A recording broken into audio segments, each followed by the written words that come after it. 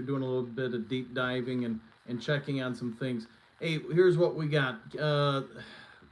I think the Lions knew about this situation with Cam Sutton. Apparently, on March 7th, there was the first set of charges filed in regards to the warrant and the domestic battery, etc.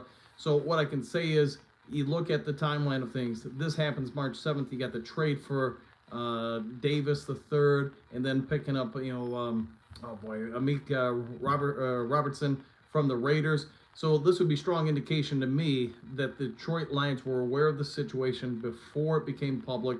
Now the arrest warrant's been issued, all that. So my anticipation is the Lions have made some of these off-season moves in the secondary, knowing that the situation was going to emerge with Cam Sutton. So I'm going to try to keep diving into this a little bit more and more, but if you put together the pieces of the puzzle, this is what's now happened. March 7th, the Lions become aware of the situation with Cam Sutton. Yeah, obviously, just days later, they make the trade for Cam Davis III, and then just days after that, they go ahead and get Amik Robertson from the Raiders. So it is what it is. Usually, most teams have people within the organization that specifically monitor public safety or public image concerns for the team and the franchise. It would be my guess, based on my experience, one of these individuals became aware of the details of Cam Sutton's situation as it was developing and informed Brad Holmes, the front office. And at that point, I mean, we've been talking about it for over a week. The Lions secondary looks incredibly stacked, and it just looked incredibly deep. Man, some of these guys are going to have to come off the bench.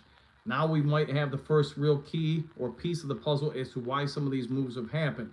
Yes, I think we all know Emmanuel Moseley could be a starter once he recovers from injury. Yes, we all know Amik Robertson, Brian Branch, Carlton Davis III, all of them, deep secondary. But now we can also put some dates to this, and that leads me to believe that the Lions front office, give them all their credit. They were on top of this situation. They became aware of the fact that charges were filed against Cam Sutton on March 7th. And then just days later, they make the trade. We were all kind of wondering, man, giving up a third for Davis the third, hey, he's going to be the number one corner. Okay, we get that. But now we know why. It's because the Lions organization knew about this situation before it happened. Now they want to step further by getting Robertson from the Raiders, so you can probably put together the piece of the puzzle on your own and figure out. The Detroit Lions have been aware of this for a couple weeks. They were addressing the issue before it became public. And now what do you know? Cam Sutton might be on his final hours as a Detroit Lion. Again, just like I put in the video just before this, let's all kind of not cast judgment until we know all the facts, but also give, the front office of the Detroit Lions a little bit of credit. They're being proactive, getting the situation, any kind of potential situation addressed before it becomes a hindrance to the team. And at the end of the day, that's Brad Holmes' job. His job is to ensure the future of the franchise is going forward. Everything's okay. You're not going to run into a big issue come the season. Cam Sutton would be a nice person to have a part of the Detroit Lions, assuming these charges and accusations are false in nature. But at this point, I'm going to say this.